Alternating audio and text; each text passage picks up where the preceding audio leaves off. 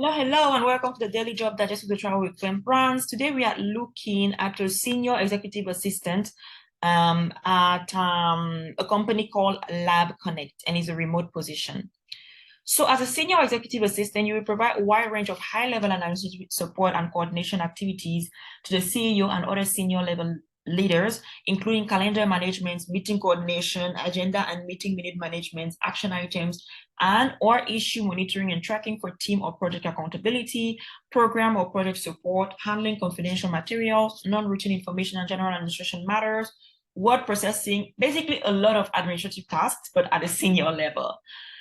In addition to your team-oriented styles, you will bring along an associate or bachelor's degree in business or related field preferred. Look at that, associate degree or bachelor's degree, which means if you come out from college, like we say the Dominican slang, or if you graduated from college, you can succeed in this position.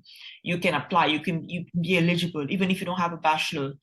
And if you have a bachelor's degree, then it's even better. 3 to 5 years of executive assistant experience or office management experience, exceptional organization and multitasking skills, advanced experience in Microsoft Office applications like Outlook, Excel, Word, PowerPoint, which I know a lot of you guys have, detail-oriented as a core strength, ability to think on your feet, high level of interpersonal skills, knowing how to deal with people and sensitive situations, executive, excellent writing skills and telephone etiquette, and professional, enthusiastic attitude.